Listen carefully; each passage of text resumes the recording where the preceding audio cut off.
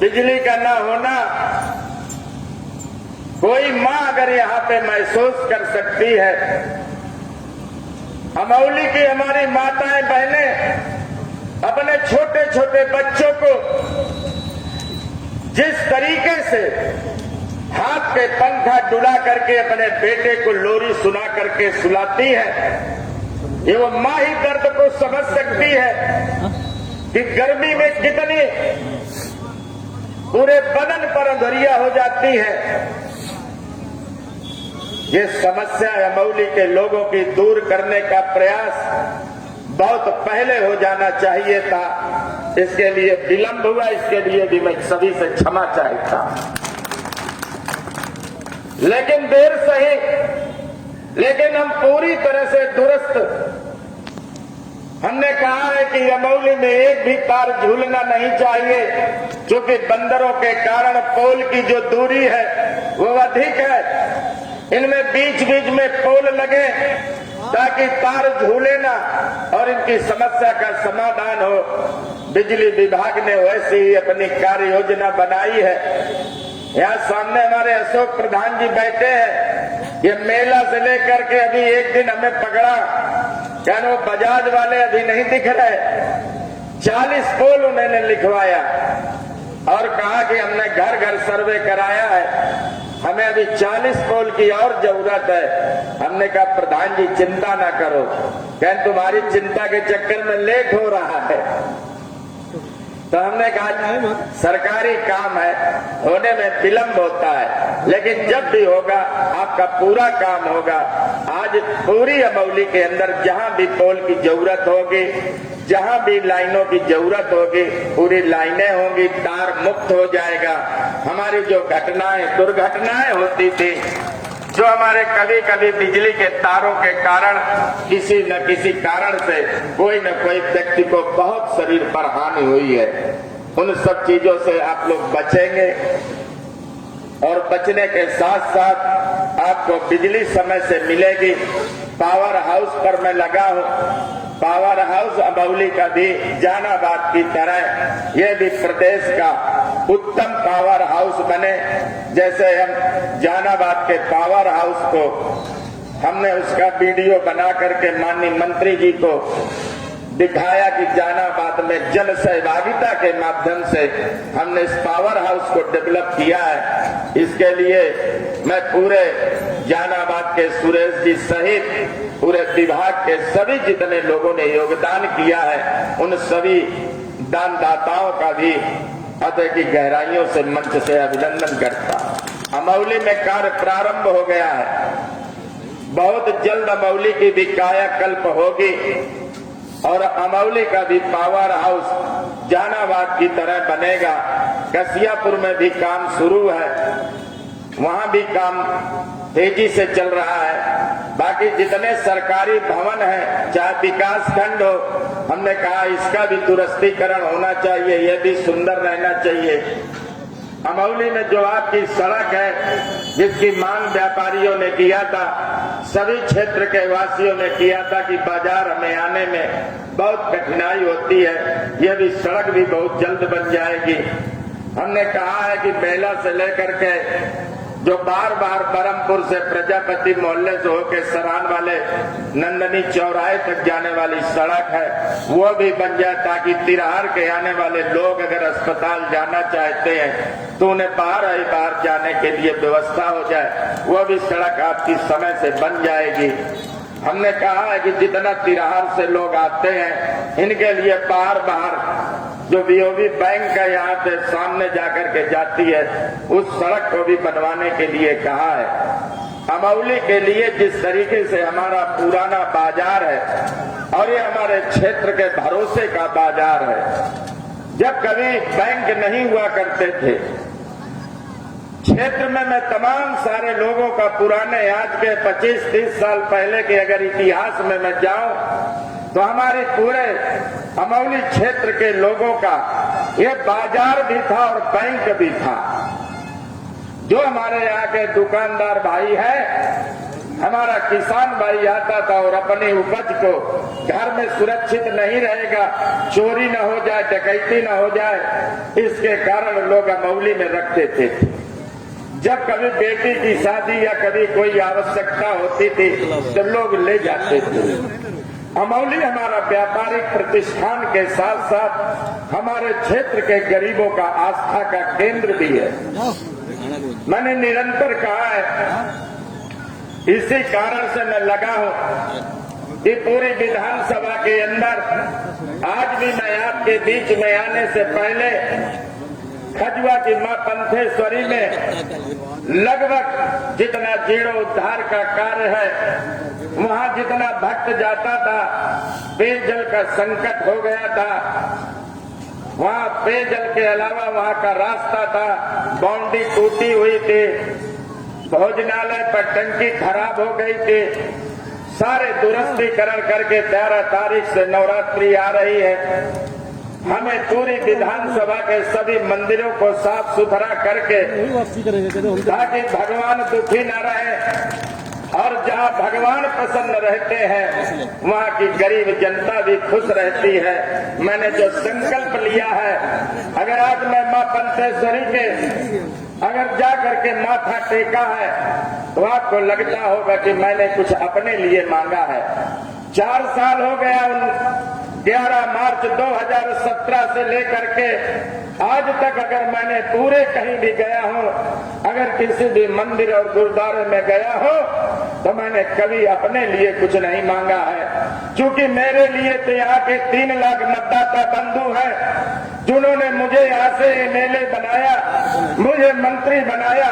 मुझे भगवान से अपने लिए क्या मांगना है। मैं जब भी मांगता हूँ तो अपनी विधानसभा की जनता में कैसे मुस्कान आवे, कैसे इनकी समस्याओं का समाधान हो। हे भगवान, मुझे इतनी ताकत दो, इतनी ताकत दो कि मुझसे कम गलतियां हो और मैं कितनी अधिक से अधिक जनता की सेवा कर सकूं। मैंने इस विधानसभा के अंदर वो सारे प्रकल्पों पर काम शुरू किया।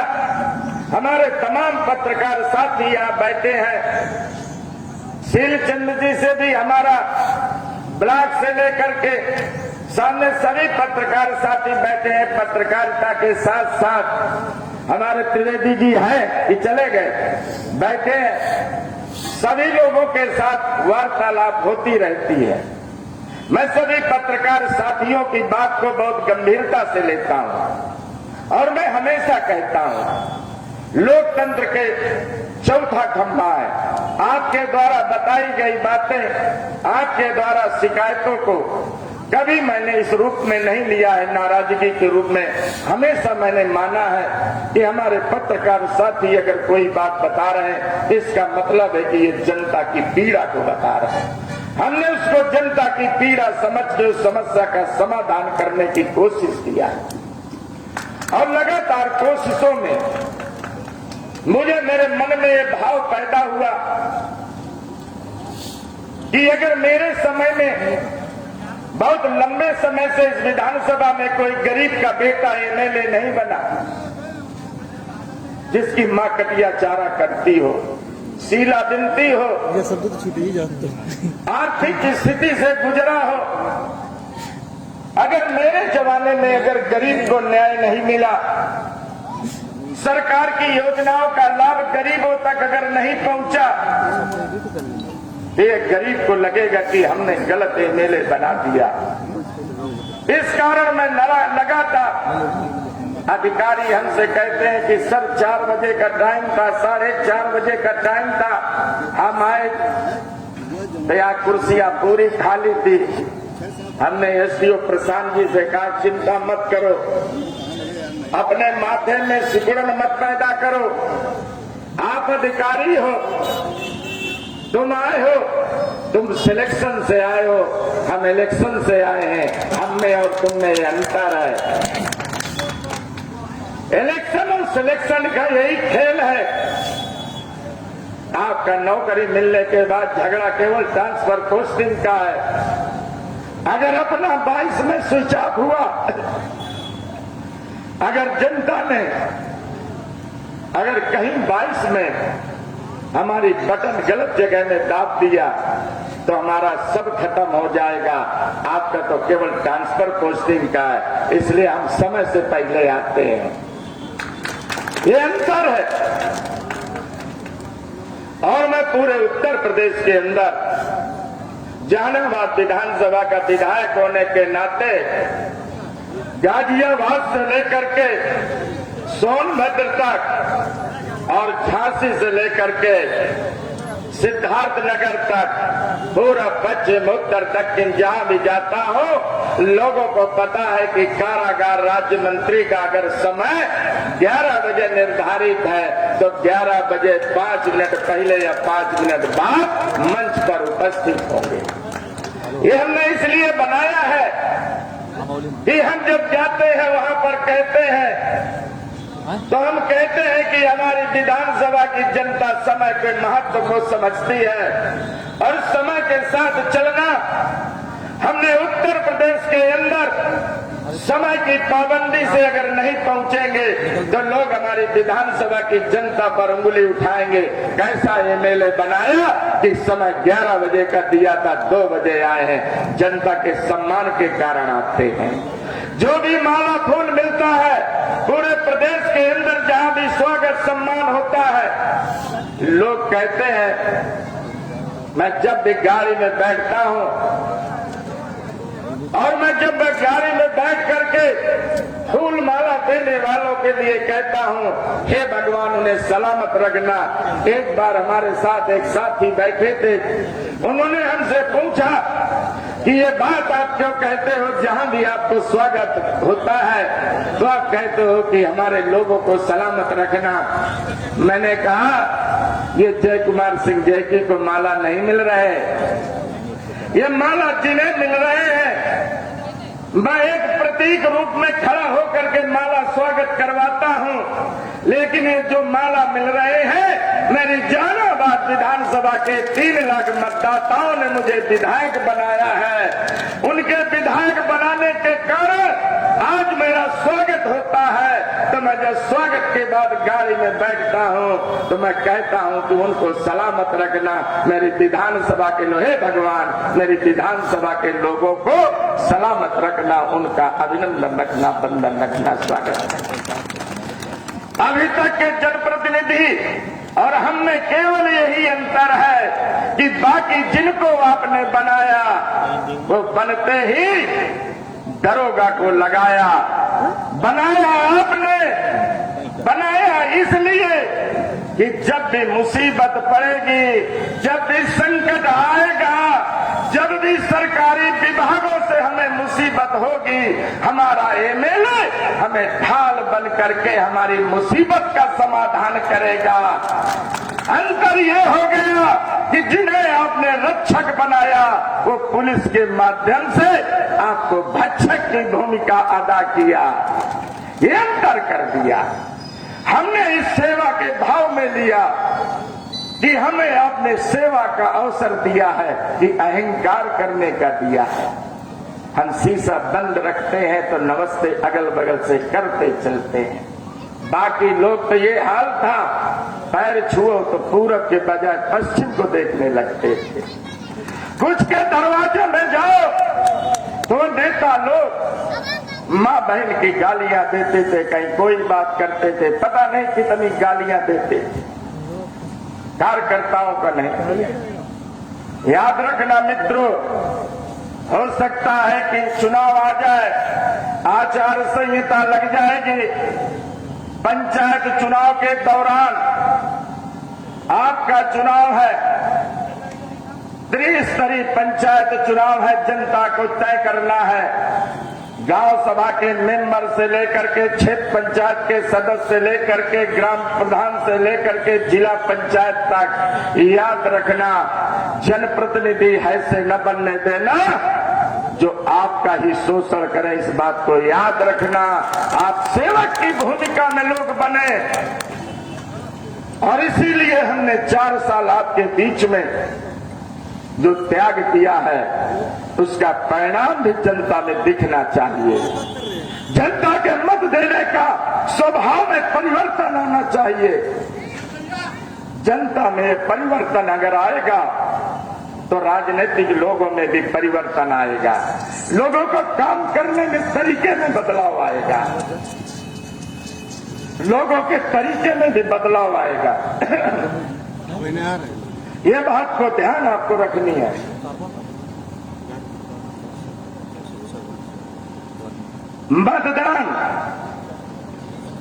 मतदान आपको जो करना है इसका जरूर एक ख्याल रखना। आपके वोट की जो ताकत है, आज अगर अमौली में काम प्रारंभ हुआ है, अमौली को अगर कस्बा बनाना है तो आपकी वोट की ताकत ने ही ये बदलाव लाई है। आज अगर विकास हो रहा है अमौली की तरफ, हमने पूरे तिरहार का मुख अमौली की तरफ मोड़ा है, और वो इसलिए मोड़ा है, आधे लोग हमीरपुर जाने लगे थे, हमीरपुर की तरफ जाने लगे थे, बाजार हमीरपुर का करने लगे थे। आज व्यापारी बंधु हैं, हमने प्रत्यक्ष या परोक्ष रूप से आपने हमें एमएलए बनाया, हमने मानेपुर से पतेउरा, भरसा से क्योटरा, इटरा, सिकंदरपुर, मरवाही, सारे पुल बना दिया कि आवागमन का रास्ता अमौली की तरफ मुड़ जाए। सड़कें बनाने का प्रयास किया, कोशिश करी है मगंदापुर मोड़ से लेकर रिखवा तक, किनारे पीछे गौरी का बाईपास, दो पुल बनने थे, दो पुल। चांदपुर के लोग 30 साल से अपनी मांग करते थे। जब हमारा कार्यक्रम था, चांदपुर के लोग कह रहे थे 30 साल से नेताओं का अभिनंदन करते हो गया, 30 साल से स्वागत करते करते हो गया। हर नेता ने वादा किया, हमने कहा उन नेताओं ने वादा किया होगा, ये गरीब माँ का बेटा है, ये वादा नहीं करता है, जो कहता है वो करता है।